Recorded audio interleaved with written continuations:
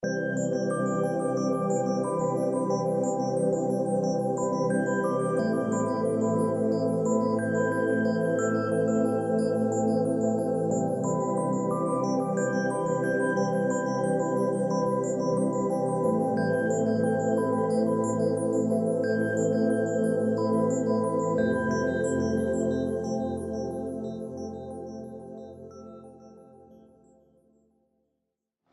this next one is an interesting one.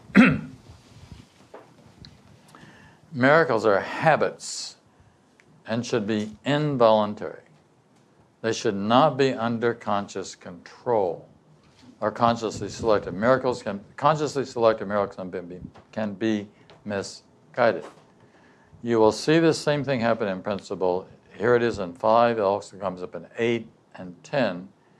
The miracles are something we do in the world. It's not that we do something in the world. It's just what happens in terms of the change in the mind. So the change in the mind is the thing that matters, not what happens in the world. Then there may be a follow-up in terms of the action within the context of the world as well. The main thing is the mind. It's always the mind. It's always healing the mind. But miracles are habits. And actually, I said something to someone earlier this afternoon about this is an addiction. Who did I say this is an addiction to? Somebody. Oh, yes. Mary, yeah. So I said, you got to watch out for this Course in Miracle stuff. It's an addiction. Which really means it's a good habit. You know, the more you study this, the more you will be developing a kind of a positive addiction. You could think of mystics, actually, as people who have a positive addiction in favor of God. And there's actually a line in the Course, a section in the Course, where it talks about the attraction of guilt and the attraction of God. So you can sort of see the attraction of guilt and the attraction of God as being like these two pulls, right? There's this one pull that's the attraction of guilt that really wants to pull us down, you know, and to keep us down, to hold us down. And this is where we beat ourselves up, essentially, you know, because of the choices that we made. You shouldn't do that. Why'd you do that? When you were thinking, well, don't you know any better than that? Well, you went and go ahead, did it anyhow, good Lord, you know. And then there's the attraction of God, and the attraction of God is the thing that pulls the mystic. You know, this is the attraction of love in its most positive sense. By that, I'm not talking about romantic love. I'm certainly not excluding romantic love, but all love, right? So let's go on. Habits are involuntary, which means we don't really think about it. You don't have to think about whether you should be nice to somebody or not. It's just an automatic. You know, in this sense, Jesus says in the gospel, you don't let the left hand know what the right hand's doing. You don't even think about it. You see a need, you respond to the need. You don't think, should I respond to this need or should I not respond to this need? You just respond. It's just an instantaneous, it's there.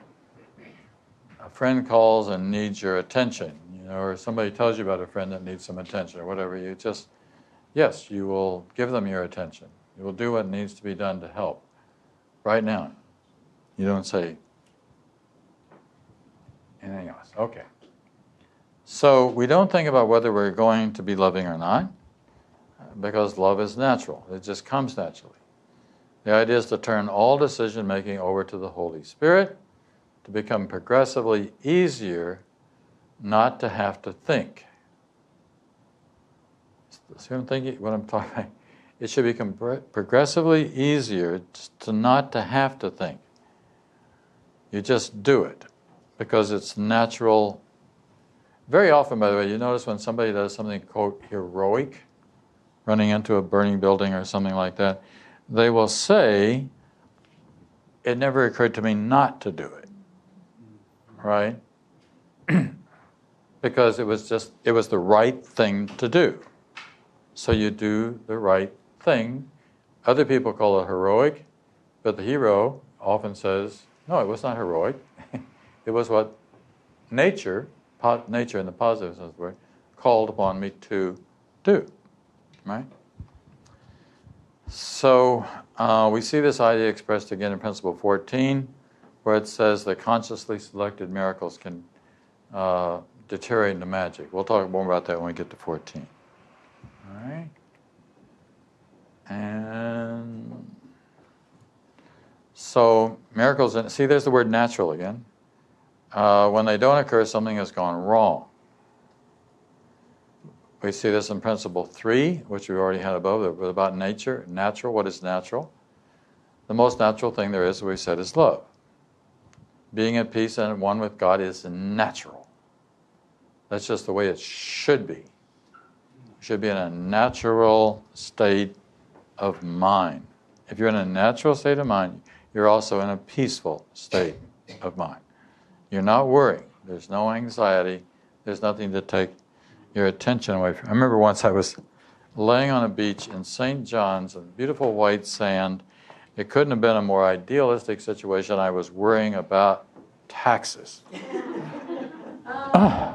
How can you do this? You get your body into this most natural place, one of the most natural, beautiful, and the mind slips into worrying about money. All right? The mind is crazy, that's why. Right? I shouldn't be doing this. Right, well, we see it, right? So guilt is a sure sign that our thinking is unnatural. And unnatural thinking is always attended with guilt, right? Of course, the guilt I was going through at the time was, how am I going to be able to pay all these bills? Right? I mean, you get more bills than you can pay, and you feel guilty because you're not getting everything done the way it should be getting done, right? So feelings of attack, anger, resentment, jealousy, loss, depression are unnatural. And if you think about it, a lot of folks live a very unnatural life almost all the time.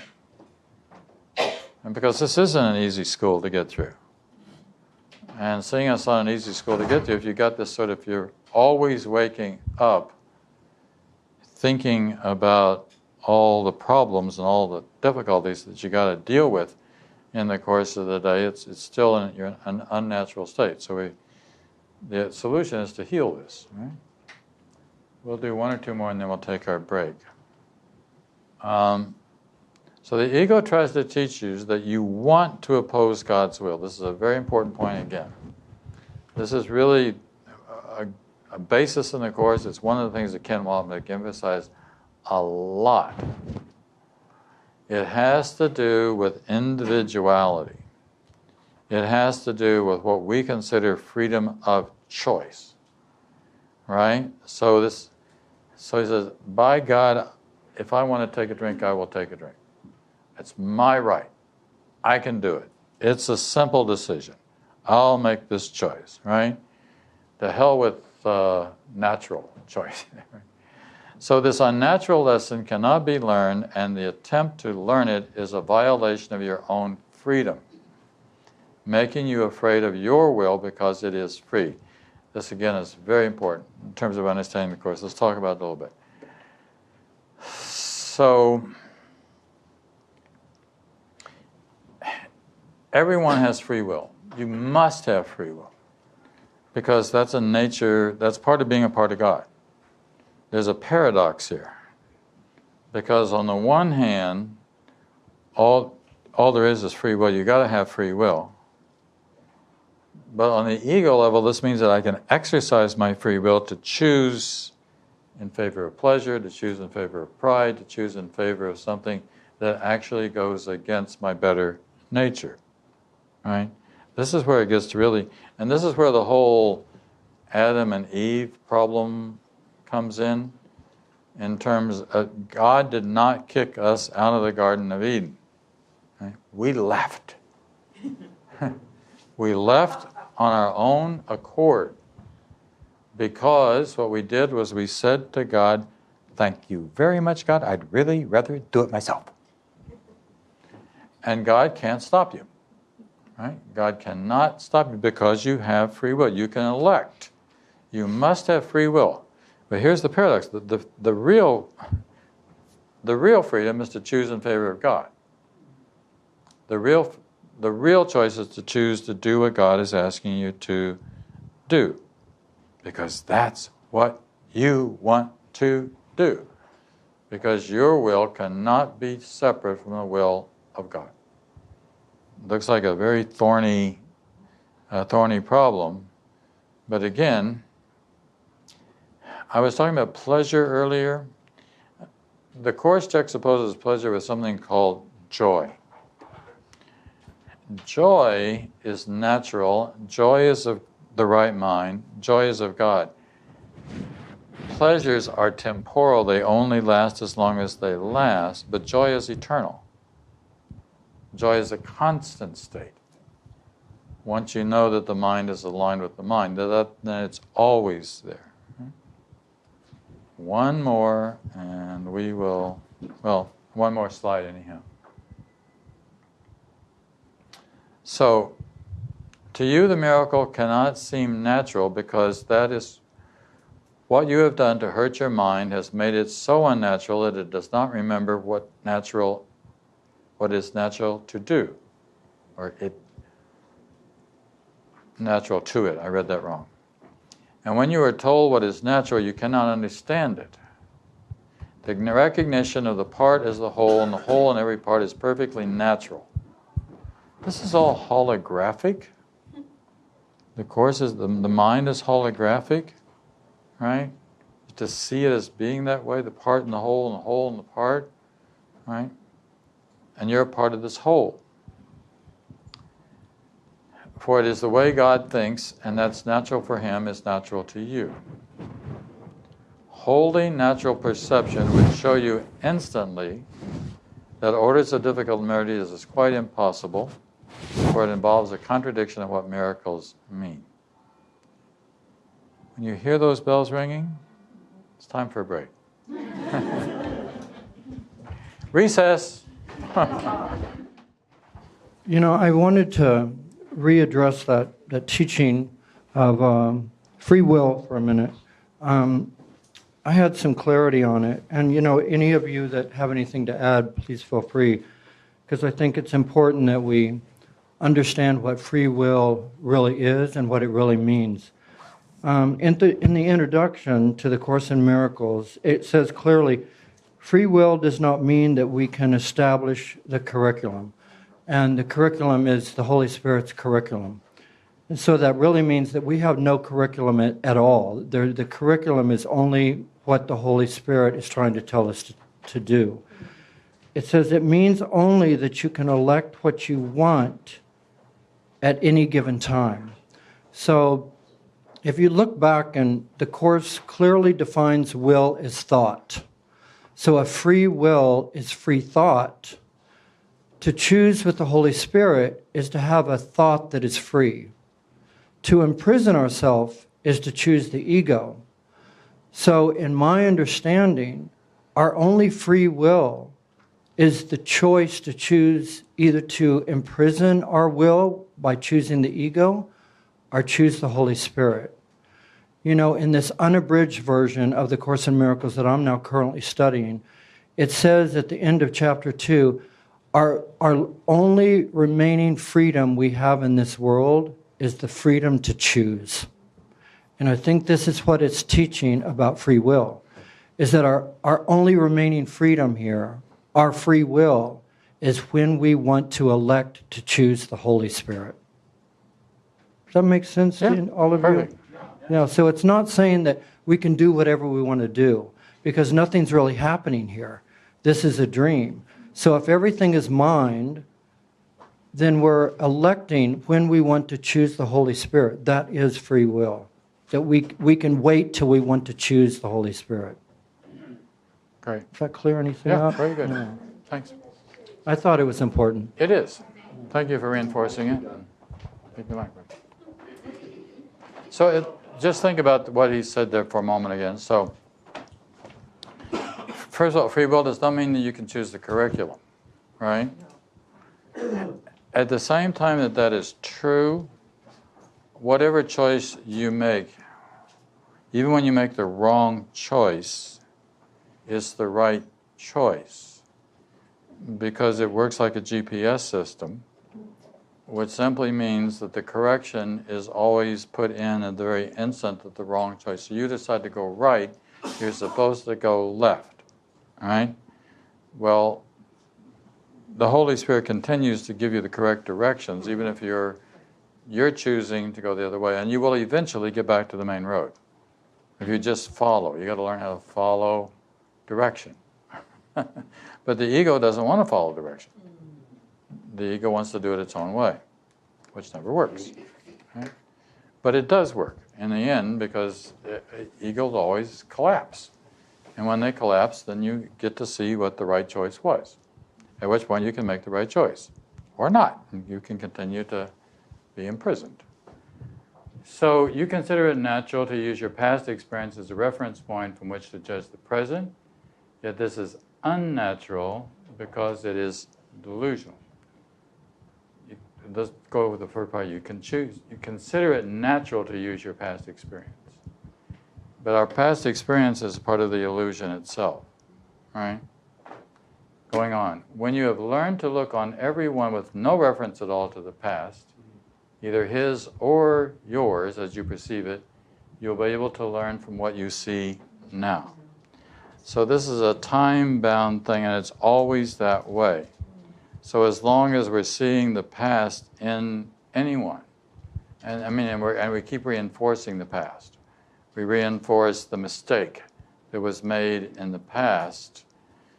Sometimes people will say, well, I can forgive, but I can't forget. Well, then you haven't forgiven, because you're still holding on. That's the forgive. You haven't really, maybe it's on a surface level, but not on the deep level where it really needs to happen. Okay? Right.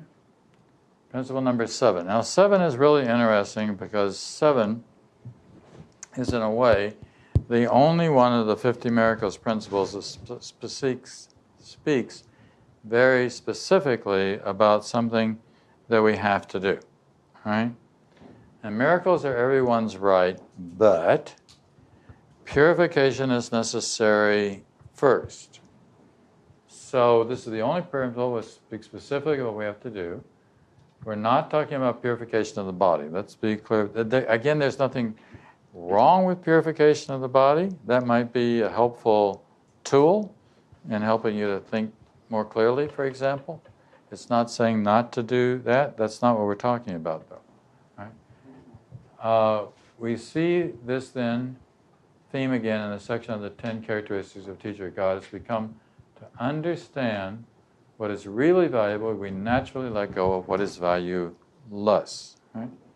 So when you study, I'm working on a book on mysticism and the Course, comparing the insights of different mystics with the Course. And you can see that a lot of the mystics come up with a variety of steps and stages in spiritual evolution.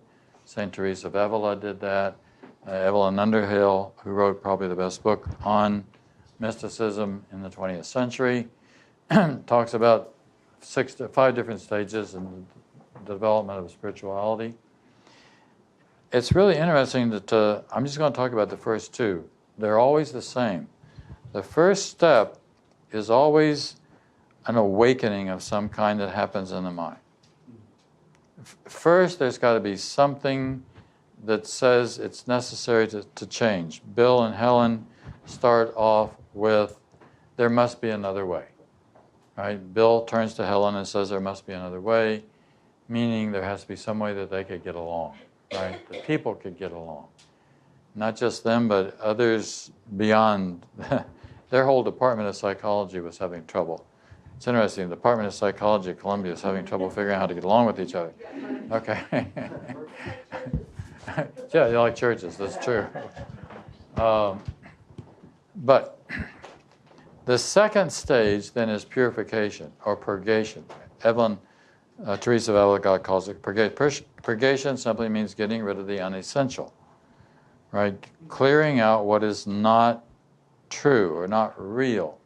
As you begin to let go of what is not real, not valuable, not true, then what is valuable and real automatically comes into view. It's so very simple. But these are the first two stages. Purification is our responsibility. You know, Jesus tells us very clearly not for us to ask him to take our fear away, because he can't do that for us. We made fear, and therefore we can take it away. So the purification process is the process of becoming aware that we have chosen erroneously, that we are afraid, and we chose fear because we chose the ego. So that purification process is the process of being mindful of the choice of the ego, and then mindfully choosing the Holy Spirit. Once we have done that purification process, he offers us the expression of love, which is the miracle. Good. So the main point is mindfulness, right? The Course would talk about going from mindlessness, which is kind of like an unconscious being in the world, to mindfulness, which is what Brad was just talking about. Stavros. John, thank you. There's in chapter 30, just simply it says, this helped me understand what you're speaking about, because the Course is very spiral, always returning. But in chapter 30, just basically it says, first, it must be forgiven, then understood. Because, and for me, that means if I stay in the realm of understanding, then my ego's deciding it. You know, and forgiveness, you know, you can't rectify the ego within the ego system. No, of course not. So the forgiveness comes first, and that's the purification. That is a purification. Simply put, then Absolutely. the understanding comes after that. So we're purifying, what we're doing, what does it say on the very first page? Because we're removing the blocks to the awareness of love's presence. That's what purification is. Purification is removing the blocks. But as you were saying, and Stavros is too, first you got to be aware of what the block is.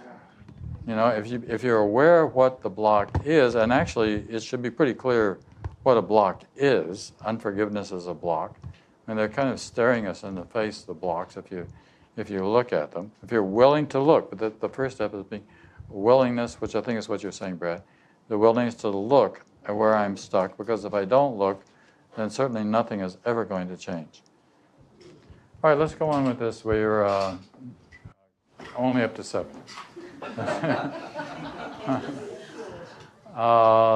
This is all we've been talking about, so let's go on.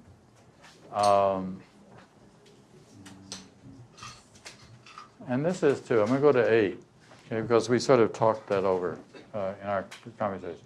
Miracles are healing because they supply a lack. They are performed by those who temporarily have more, or those who temporarily have less. Right?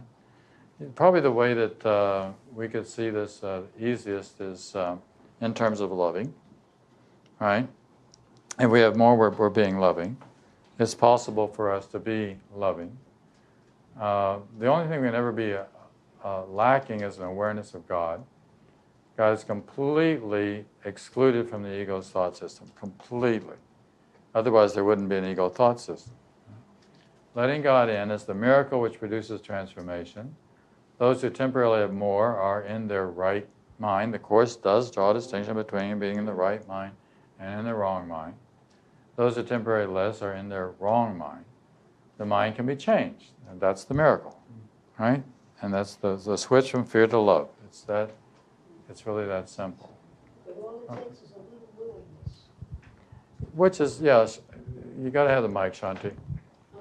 All right. Let's not leave out, all it takes is a little willingness to Yes. do that.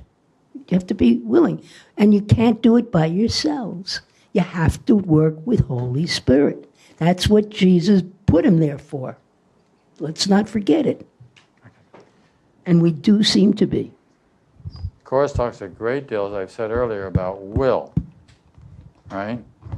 And that's so understanding where the choice is coming from. I will or I won't, whatever choice it is I'm making. And as Shanti just said, it just takes a little willingness. You know, the little willingness is like the spark that gets the whole thing going. If you got a little willingness to start moving in the right direction, then it will get carried through, right? It's just that first think of a little willingness like the first step in the right direction. So you make the first step in the right direction, and then you can carry through. And not just carry through, but find reinforcements. By reinforcement, I mean, as you do the course, you should get better and better at doing the course. You should find that your level of awareness is continually expanding. And as the level of awareness is continually expanding, it's less and less likely that you'll be making the wrong choice. That is, that you'll be choosing in favor of the ego. Because you just know, you don't have to think about it, you just know that's not the way to go. Right? All right? So this is obvious in that the more we give our love away, I was just saying this, the more love we experience coming back our way. So you give, and you're never concerned with getting. So getting is an ego mechanism. This is it's all really true. As you give, so do you receive. This is a basic law of the universe, right? Or karmically, what goes around comes around, right? Like I said earlier, one of the lines is you cannot project and not hurt yourself. That's the use of the phrase in a negative sense. You can't be projective and not hurt you, let alone hurt somebody else, right? In the same way, you cannot give and not benefit, right? Even if you don't see the benefit is just in the giving. You know, it's immediate. It happens instantaneously with the loving. Giving to get is an inescapable law of the ego, which always evaluates itself in relationship to other egos. So, like a psychopath can be very good at giving, but they're giving in order to get. They're actually giving in order to put you in their debt, right? As we see in very bad stories like on the movies. All right, let's go on. Yeah. Okay. So, miracles are a kind of exchange, like all expressions of love, which are always miraculous in the true sense. The exchange reverses the physical laws. They bring more love both to the giver and the receiver. I was just saying that. Right? That's the way it works. It automatically benefits. It's an automatic boomerang. Everything boomerangs. Just keep in mind, the negativity booms around, the love boomerangs. The Course calls a reversal in thinking. Our perception is upside down and backwards. We stop looking for the inside on the outside. As long as I'm looking for the inside on the outside, I'm thinking what's valuable is material. I think it's somewhere in the world. And the world, it really doesn't add up at all. Because someday you're not going to be here in this world. But you're still going to have your mind, and it's where the mind is at that matters. Right? Practicing the Course means we stop blaming ourselves. We then inevitably stop projecting onto the world. We see this again in Principle 16. So imagine how these are overlapped. The use of miracles is a spectacle to induce belief as a misunderstanding their purpose. Here the word miracle is used in a popular sense. We were talking about that earlier, Michael. Psychic abilities or gifts used to bolster the ego are not miracles. The mind is very powerful, can be used to help us succeed in life if we want to use it that way. Positive thinking is not the same thing as miraculous thinking. Conjuring up parking spaces, I'm sorry to tell you, is not of God. Okay? That wasn't in the Course, right? You added that. Yeah, this is if there's no quote if there's no quote here from the Course, then right, then it's not from the Course. Right? Actually, you do that yourself. I mean, you create the parking space yourself, which shows you how powerful your mind is. Right? Right. And you can that can be applied to a lot of different principles, and which does not mean that they're miraculous. It just shows you a little bit about how powerful your mind is. Right? You're still doing it. Right? What's the difference? Whether it comes out of love, whether it comes out of selfishness, but Positive type thinking, for example, can get you millions of dollars, right, if you're going in the right direction. But is that what you really want and need? You know, is that really going to get you closer to the kingdom of heaven? Maybe it would help if you're generous or whatever, but maybe it's just a terrible distraction that's keeping you from finding your real home, right? Or maybe it's a step along the way that needs to be, that the self needs to know. You got to have the mic, I'm sorry, otherwise it will not get recorded. I'm just saying maybe it's a necessary step along the way that the self needs to recognize in itself that it can accomplish that before it can say, you know, a lot of people who become very rich become very unhappy. Right. And maybe that, to reach that level of unhappiness, which is another thought I was thinking a moment or two ago, is that these things we're calling mistakes or whatever, or bad choices, are really springboards. They propel you into the next level of consciousness with energy, with desire, which wouldn't be there without having stepped into these negative, calling them negative, call them maybe situations that don't feel good. They propel you to make the next, to find some other, to make a different choice, a better choice, a choice toward God. Right. There's no other. That's why I was trying to say before. It's the beauty of it. And I'm just saying, maybe making $1 billion, you know, you need to get that out of the way sometimes in order to. Yeah, get that out of the way, will you? You're going to do that, right? All right. Yeah, very often, actually, we know from studies on mysticism that the primary stimulus to mystical awakening is crashing and burning experiences. All right, where people absolutely fail in their search for rewards in the world, they get some nothing and then they have to look someplace else. Go ahead. The purpose behind all our discomfort is to call into mind the need for correction. So all discomfort we have, any discomfort we have, its only purpose is to call into our mind the need for correction. Okay, so the discomfort can be helpful, yet the discomfort stemmed from a wrong choice. The ego is always a wrong choice. So there is only the choice for God really in the end.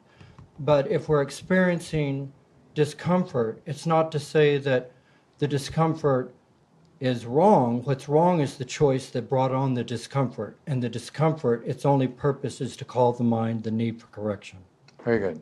So we talked about it a little bit earlier, so you want to look at the discomfort and see what's behind that. That's a part of the shadow kind of work again. So we can begin to clean our act up so we can start going in the right direction. Let's go a little further.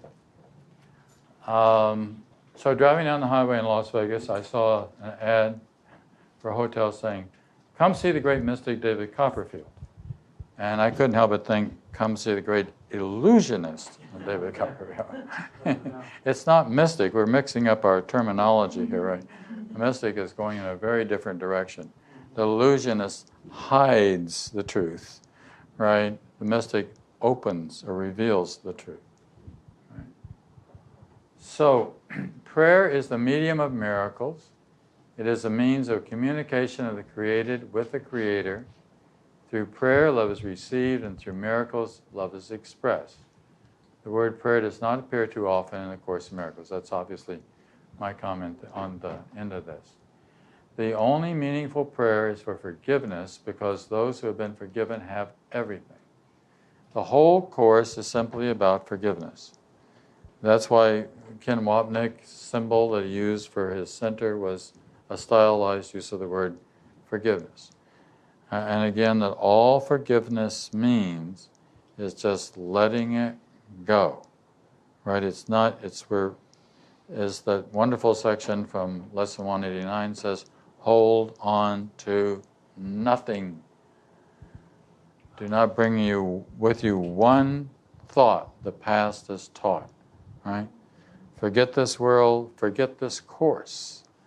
Because the Course is a tool. It's like anything else. At some point we put down the tool. And you come with wholly empty hands unto your God.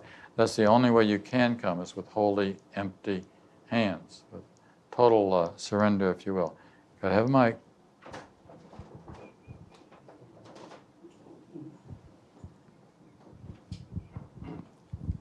Thank you. If I could be personal, just to share something if I could be personal to share something that helped me understand that concept about letting go. Yeah. Because letting go is often said. But then in working this course, I realized I have to let go of the one that's letting go. And that this is where the regime change of mind is being asked for in this curriculum.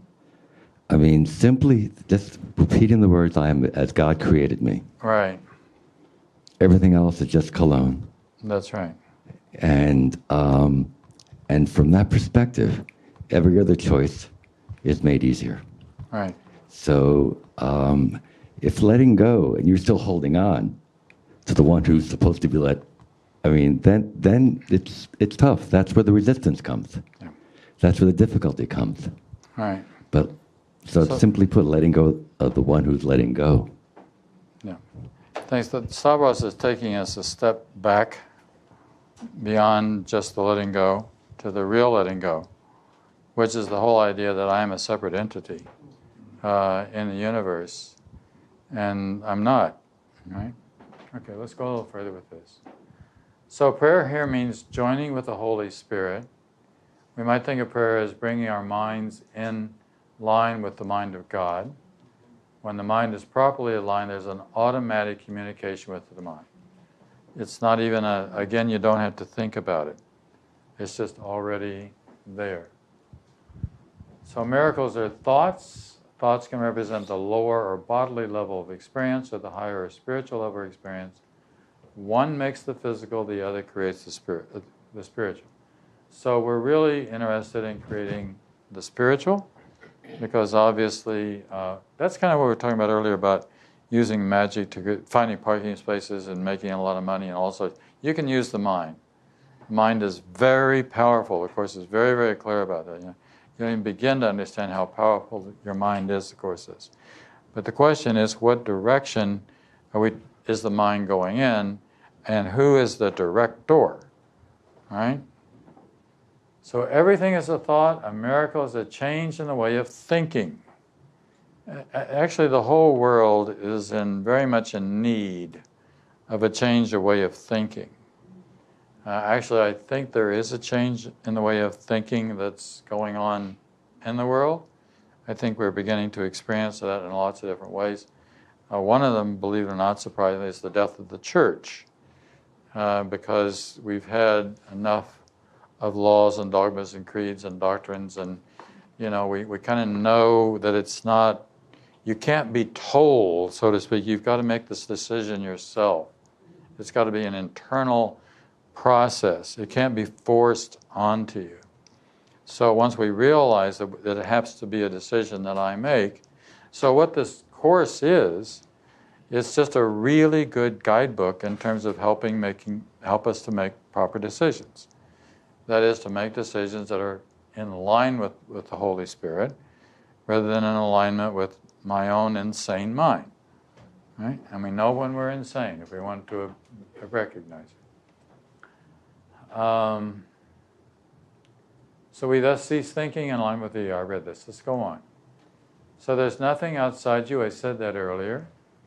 That is what you must ultimately learn. This is so important. For it is the realization the kingdom of heaven is restored to you. So in the Gospels, where does Jesus say the kingdom of heaven is? I got a lot of gospel stuff people here. Within. The kingdom of heaven is inside you. Not in your body. Of course, it's not in your body because the body is something of the world. But it is in your mind. You can lose your body, but you can't lose your mind.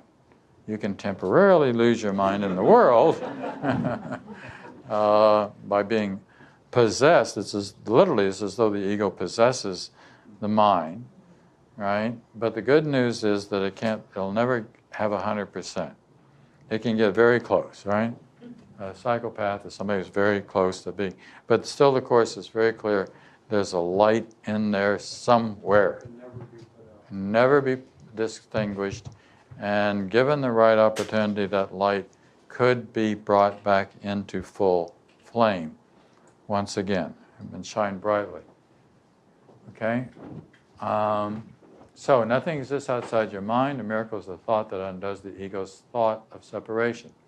This is the whole kind of crux of things is changing the thought. That's why we talk about reversal in thinking and going the other way. We've got to change the thought pattern. And this is why you study the Course. And this is why you not study the Course, but you study it over and over and over again, because the Course says you have been very poorly taught. Therefore it takes a lot to reverse the thinking process. So even if you notice that it's starting to work for you, don't be surprised that you've still got a lot of work to do. A good analogy would be learning how to play a musical instrument, or learning a foreign language. You can be on the way, you can be practicing, but you're not a maestro yet. You've got to do a lot of practice. That's why we have the 365 lessons in the workbook. And that's one of the things that makes the Course absolutely unique from other spiritual disciplines. Because Jesus realized that we need a lot of positive reinforcement. We need to keep exercising, literally exercise, spiritual exercise, exercising the mind in order to exorcise the ego. We just do 5 more minutes here, and then we're going to close today. Okay, miracles are both beginnings and ends, and so they alter the temporal order. They are ways of affirming rebirth, which seems to go back but really goes forward. They undo the past and the present, and thus release the future. So the miracle shrinks time. What we have here is the alpha and the omega, the beginning and the end. At the very instant the separation occurred, the Course says, God created the Holy Spirit, the thought of love, which is instantly undid the separation. There actually is no separation. It sure looks like there is. But that's mythology. That's illusion. That's a dream. It's a really good way to understand it. It's a dream. You're probably saying that a while ago too, James. So that it's awakening from the dream that matters. So what we're doing is we're sort of struggling to awaken from this nightmare, actually. Sometimes it's very much a nightmare dream, that you're in a body, in a world, and yet you're damned with it. I mean, that you're stuck in this body, in this world, in this time. Like it's like you're in a prison. It's not a prison, but sometimes it may seem that way. All right? So, at the very instant the separation occurred, God created the Holy Spirit. The beginning and the end appear together, thus nothing happened, though in time it looks as though it did.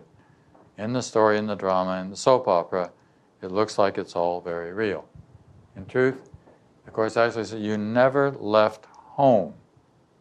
So what actually happens is that it is very much like waking up in the morning. So when you wake up in the morning, you were on this incredible journey with a dream, and while you were dreaming that dream, it all seemed very real. The truth of the matter is the dream never happened.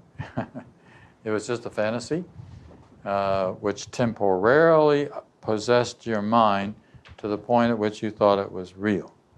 Now all you got to do is be glad that you are awake and that the nightmare is over, right? And one more, and then we're going to have to go. So, infinite patience because of infinite love and by producing results now, it renders time unnecessary. We previously said that time is a learning device to be abolished when it's no longer useful. And we said this before, that how time, the body, forgiveness, and miracles are all learning devices. Forgiveness is an ending of something which never happened. It's just that we're holding on to something that we think happened, right? That's the bad dream. You got to have a mic. Is that a quote? No. No, if it was a quote, it would say it was a quote. Okay. But that experience is not here now. And the Course is very clear that now is the only time there is. That's why there's nothing to hold on to. And we'll close with this because it's a good place to close. Remember the movie The Best Exotic Marigold Hotel? The last line is, remember, everything works out fine in the end. And if it's not fine, it's not the end. But for today, this is the end. Thank you for being here.